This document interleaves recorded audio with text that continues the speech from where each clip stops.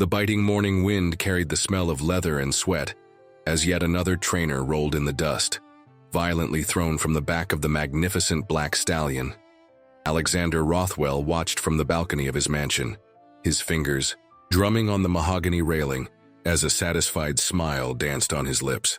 Tornado, as he had named the creature, remained invincible after 2 years of frustrated attempts.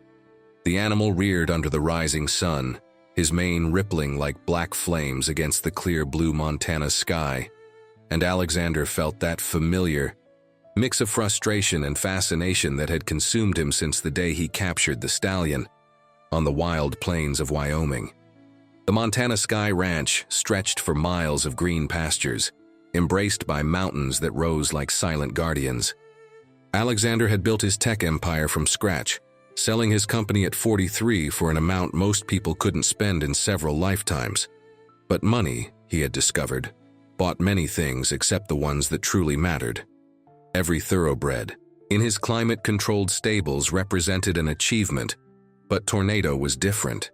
Tornado was the challenge his money couldn't conquer, the mirror that reflected his own inner wildness, forcibly tamed by society.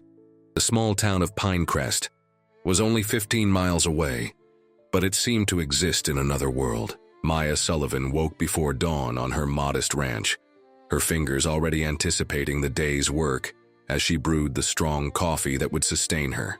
At 32, she had dedicated half her life to horses, learning methods from her grandfather that most considered old-fashioned or too romantic. Where others saw animals to be broken, Maya saw souls to be understood. The previous year's drought had devastated her savings, and the bank was breathing down her neck like a patient predator. The Pinecrest Annual Horse Festival was approaching, bringing with it the promise of visitors, sales, and perhaps some financial hope. Maya was helping decorate the main square when Alexander Rothwell took the makeshift stage. His presence commanded attention, not just from the expensive suit or the watch that cost more than most houses in town, but from the restless energy that surrounded him like electricity before a storm. The words that came out of his mouth silenced the crowd like a gunshot. $10 million to anyone who could tame Tornado in 90 days. The murmur that followed was like the buzzing of a disturbed hive. Maya felt something tighten in her chest, not greed but a strange sense of recognition. She knew that look in Alexander's eyes, had seen it in injured horses who lashed out from fear, not malice. When their eyes met across the crowd, it was as if the world paused for an instant. He looked away first, turning to talk to businessmen who flattered him like crows around carrion. 3 days later, Maya drove her noisy pickup truck through the ornate gates of the Montana sky. She had resisted as long as she could, but the final letter from the bank had arrived that morning. It wasn't for the money, she repeated to herself, as she parked among vehicles that cost more than her house. It was for the chance to save her ranch and, she silently admitted, for the curiosity about the horse nobody could tame. Tornado was in the main corral when she first saw him. The midday sun turned his black coat like liquid obsidian, every muscle defined under the sleek hide. But it was his eyes that held her, dark and deep, carrying an ancient pain she recognized.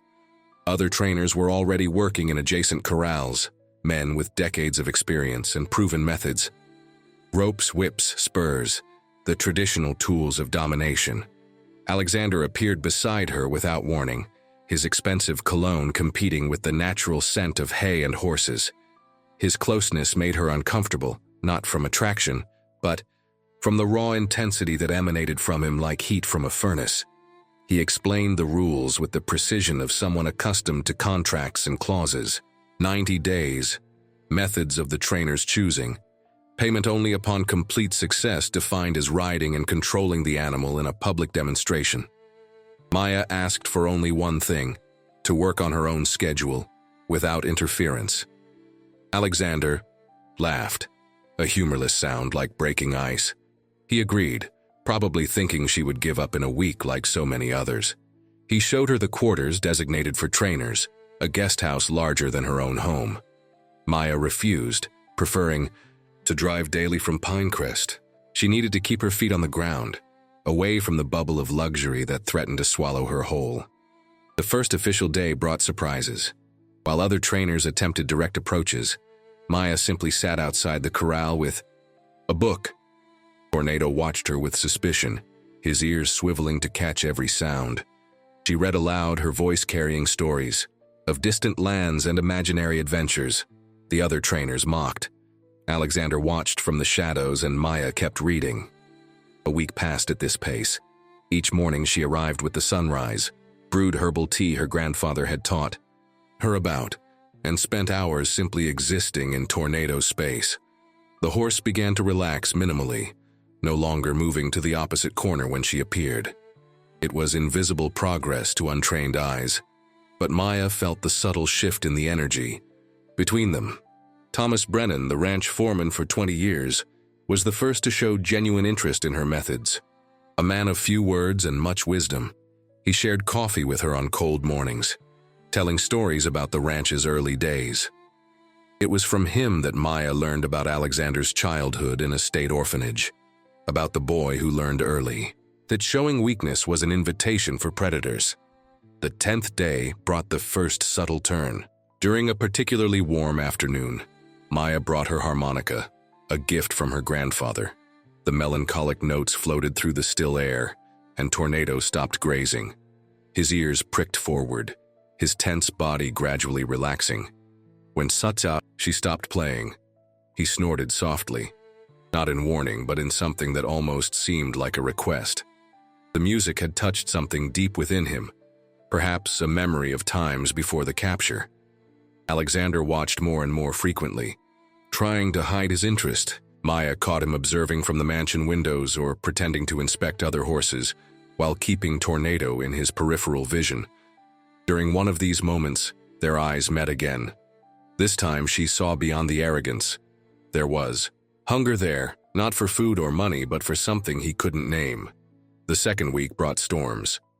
The rain turned the paths to mud, and lightning tore the sky like divine claws. It was during the worst storm that Maya discovered another of Tornado's secrets. The horse, terrified by the thunder, ran in frantic circles.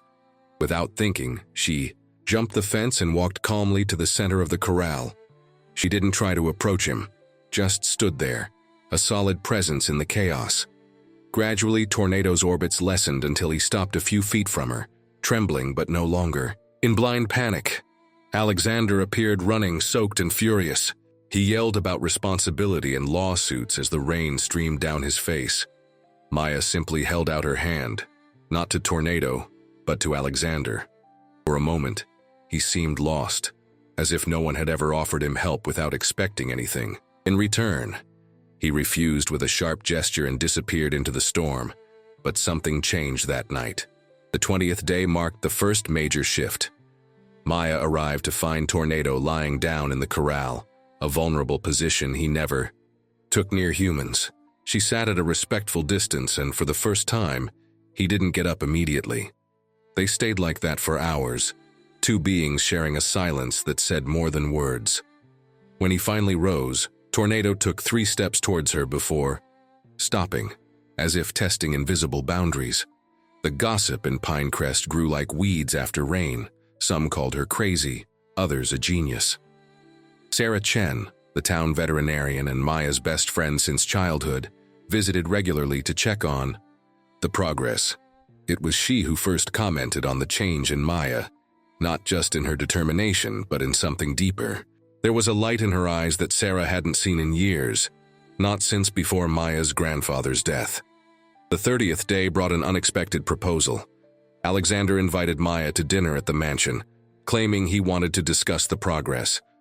She reluctantly accepted, wearing the only dress she owned.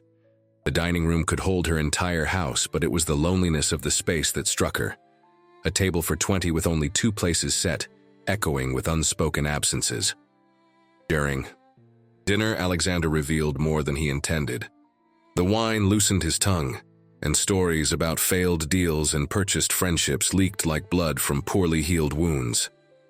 Maya listened without judgment, recognizing the same pain she saw in Tornado, that of a wild being forced to live in a gilded cage. When he asked about her methods, she spoke about connection versus control, about earning trust instead of demanding it. Dessert arrived with a shocking revelation. Alexander, studying her over the rim of his wine glass, announced he was shortening the deadline to 60 days. Several trainers had quit, and he needed results for an investor meeting. Maya felt the betrayal like a punch to the gut, but she maintained her composure. She calmly rose, thanked him for dinner, and left without looking back. The next morning brought renewed determination. If she had only 30 more days, every moment counted. Maya brought new elements, mirrors for Tornado to see himself, toys that stimulated his natural curiosity.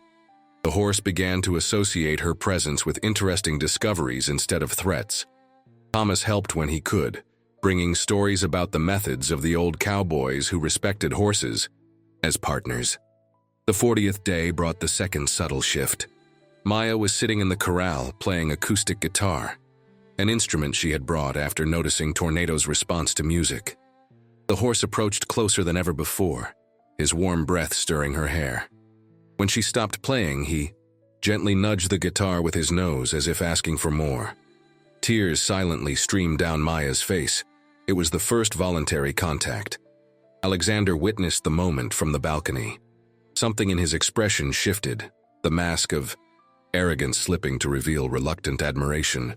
He came down to the corral, moving slowly so as not to startle Tornado.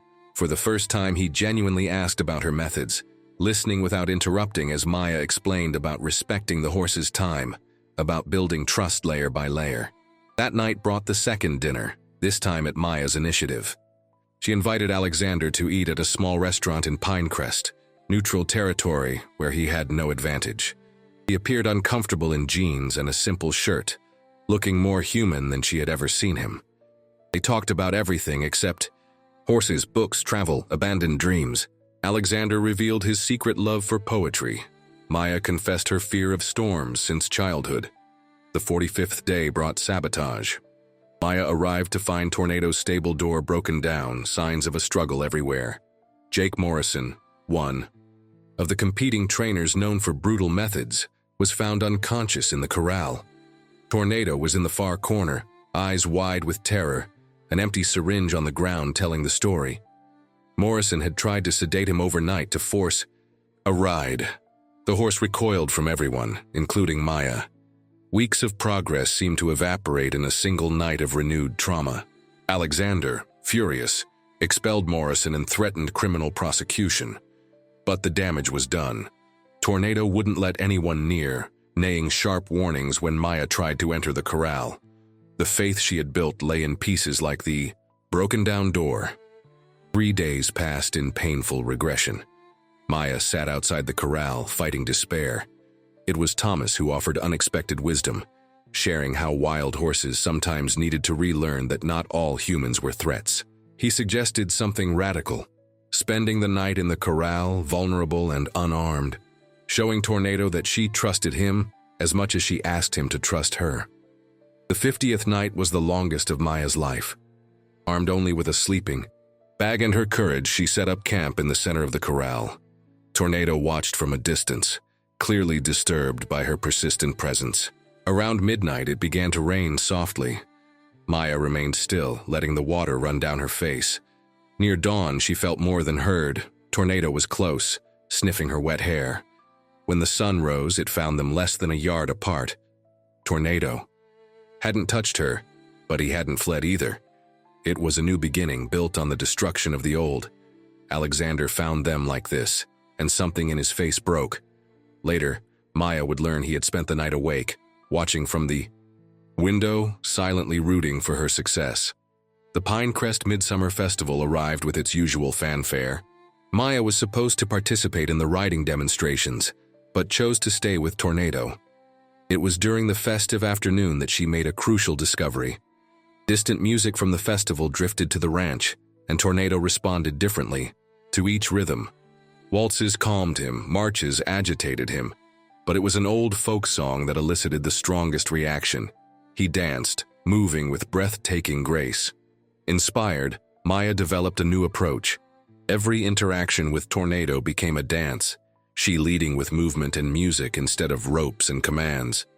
The horse began to anticipate her patterns, moving in increasing harmony. Alexander watched these sessions with an intensity that made her nervous and excited. During a particularly successful afternoon, he brought his own acoustic guitar, hesitantly joining the melody. The 55th day brought a tempting offer. Alexander appeared at the corral with a check for $2 million. It wasn't the full prize, he explained, but enough to save her ranch. All she had to do was quietly withdraw, letting another trainer eventually take the credit. Maya looked at the check for a long time, thinking of all the bills she could pay, all the security she could buy. The refusal came from the heart, not the head. It wasn't about money anymore, or even about saving her ranch. It was about Tornado, about proving that connection was worth more than control, about showing Alexander that some things were priceless. He returned the check and saw something like respect born in his eyes. That night, he appeared at her door with a bottle of wine and an awkward apology. They drank on the yadu porch of her small house, watching stars that the light pollution from his ranch obscured. Alexander spoke about the orphanage, about learning that love was a currency of exchange, that affection came with a price. Maya shared about losing her parents young, about her grandfather teaching that some breaks created spaces for light to enter. When he kissed her, it was soft as Tornado's touch, hesitant and full of question. She answered with a certainty she didn't know she possessed.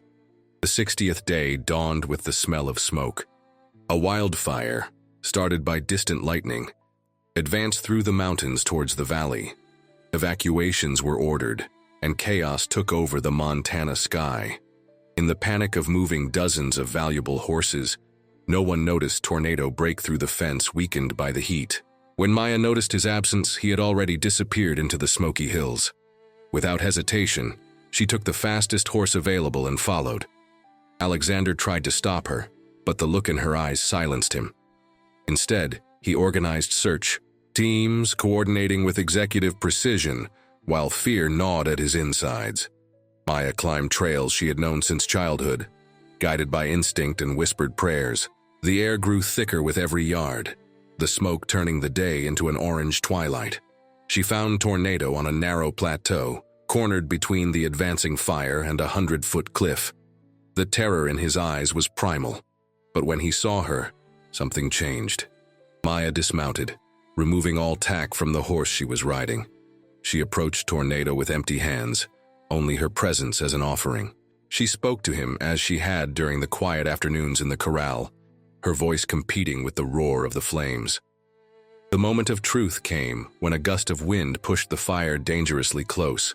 Maya extended her hand, not demanding but inviting.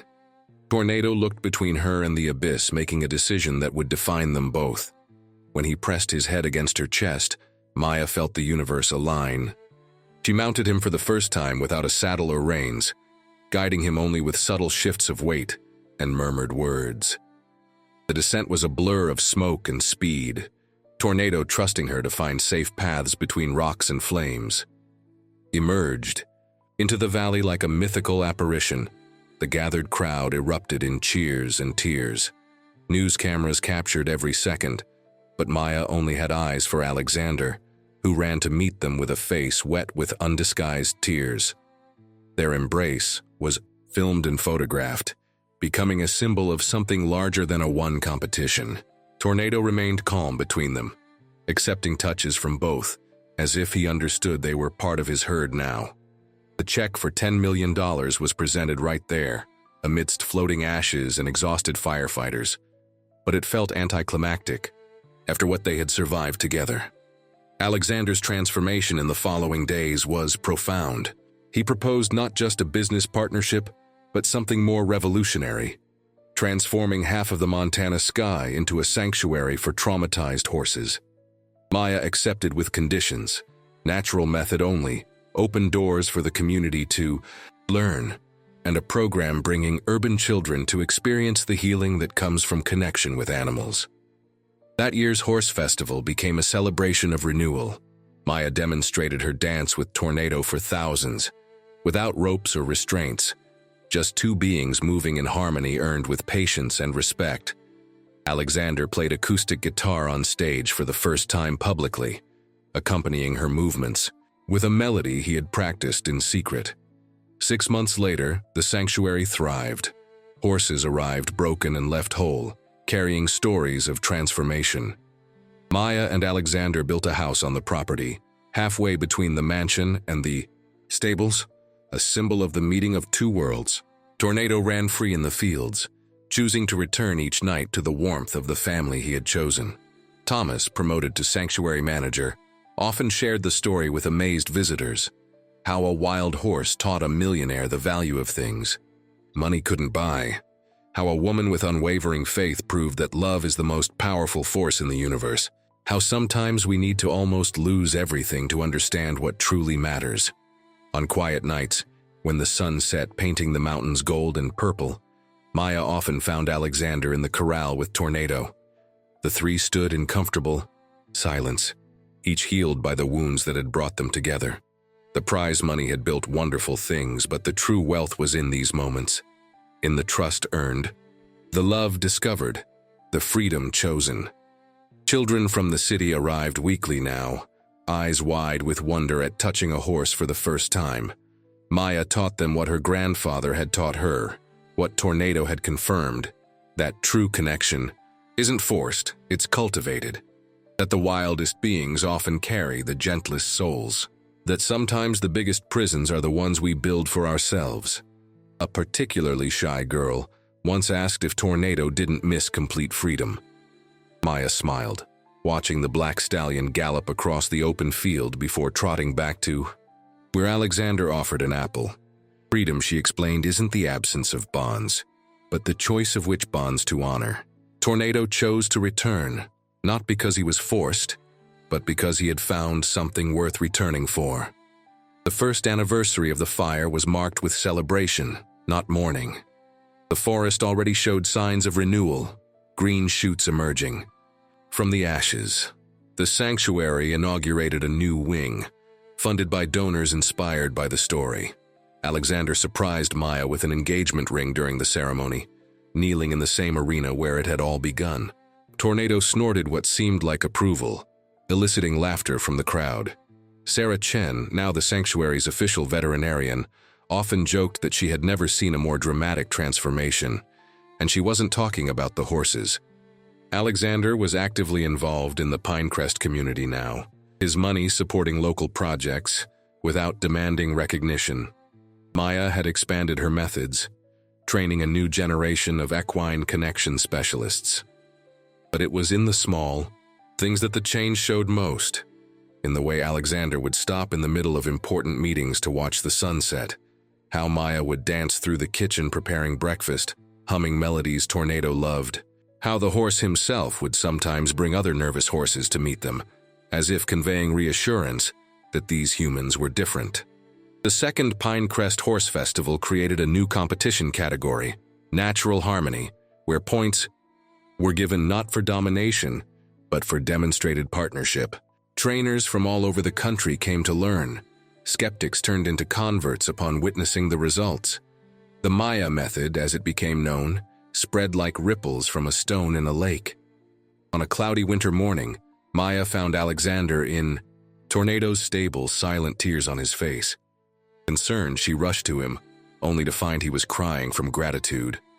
Holding a tear-stained letter, he explained that one of the boys from the orphanage where he grew up had written. Inspired by their story, the boy had started working with horses, finding in the animals the family humans had denied him. This, Maya realized, was the true miracle. Not the millions won or the ranch saved, but the waves of transformation spreading beyond what they could see. Every horse healed, every child inspired, every hardened heart that learned to trust again. They all traced back to that first moment when she decided to see beyond the fear in the eyes of a black stallion. The mating season brought a final surprise. Tornado, always aloof with mares, showed interest in Silver Moon, a mare rescued from an abusive situation. His courtship was gentle, respecting her trauma as Maya had respected his. When Silver Moon finally accepted his approach, It was another testament that patience and respect created bonds stronger than force ever could. Alexander proposed a name for the foal even before conception: Hope. Maya laughed, accusing him of getting sentimental with age, but when the foal was born 11 months later, black like his father with a white star from his mother, the name seemed perfect. Hope, born of trust, nurtured by love, free to choose its own path. The sanctuary became more than a business, it was a movement. Families came on weekends not just to see the horses, but to learn a new way of being in the world, where control gave way to partnership, where strength bowed before gentleness, where the broken found wholeness, not despite their cracks, but through them. Maya often thought of that first day, watching Tornado from a distance while others tried to bend him to their will. How easy it would have been to follow traditional methods, to accept that domination was the only way. But something in those dark eyes had called to a deeper part of her, the part her grandfather had cultivated with stories of when humans and horses were true partners. Now, watching Alexander teach a group of stressed businessmen about leadership through equine connection, she barely recognized the arrogant man who had stepped onto that stage years ago. Love, she had discovered, was the wildest of animals, impossible to tame, only to invite. And when accepted freely, it transformed everything it touched into purer gold than money could buy. Tornado, now a father and unwitting ambassador for his kind, kept his wild essence even while choosing human proximity. He was a living reminder that domestication and partnership were different things, that mutual respect created bonds no rope could equal. Children who knew him carried this lesson into their lives, treating all beings with dignity, learned at the sanctuary.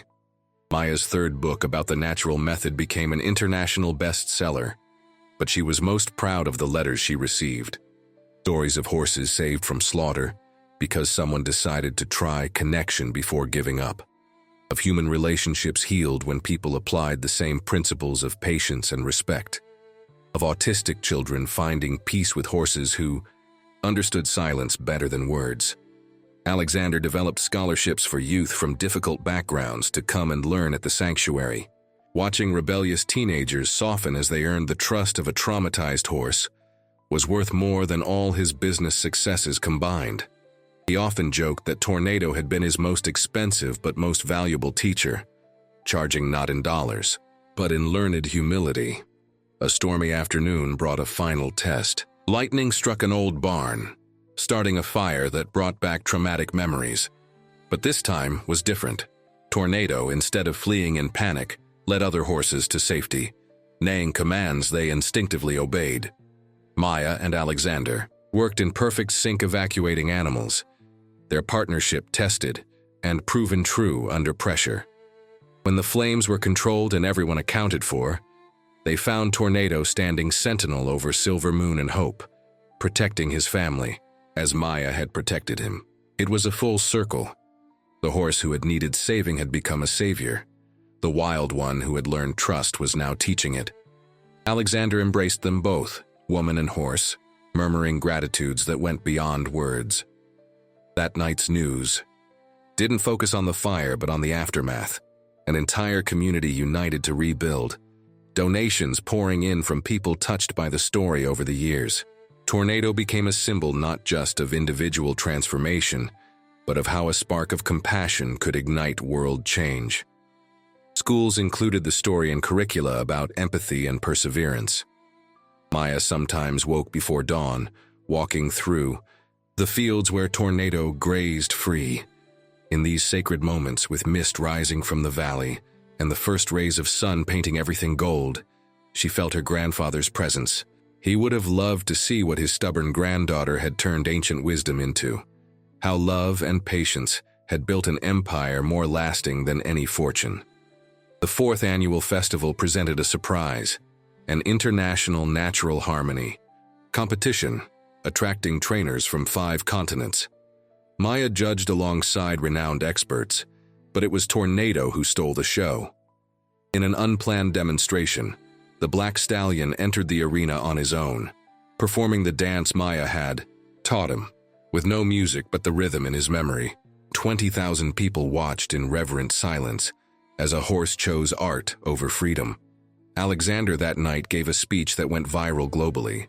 He spoke about the price of arrogance, about discovering that the most valuable things in life came when he stopped trying to buy them, about a woman who saw beyond his mask and a horse who taught him the meaning of choice. He finished by proposing that the $10 million prize money become an annual fund to rescue and rehabilitate abandoned horses. The applause was deafening, but Maya only had eyes for Tornado, standing beside her as he now always chose to be. Every morning he could gallop into the mountains and disappear. Every morning he chose to stay. Not for food or shelter, he would find both in the wild. He stayed for invisible bonds stronger than any halter. Love offered unconditionally and accepted by choice. Sarah, now married and expecting her first child, joked that she would name the baby Tornado if it was a boy. Maya laughed but understood the impulse. The horse had touched so many lives that his name carried the weight of a blessing. Children who grew up visiting the sanctuary would name their own children in honor of lessons learned there. Patience, hope, faith, virtues, walking on four legs through the fields of Montana.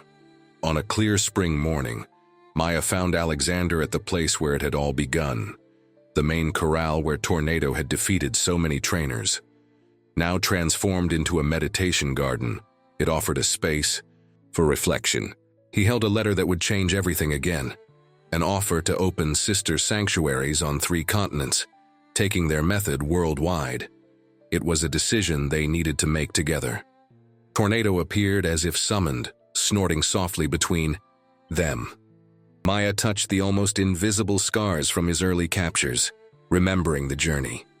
From wild horse to teacher, from broken man to healer, from struggling woman to movement leader. Every step had been a choice to trust when fear screamed to run. Every choice had built a foundation for the next. They accepted, of course.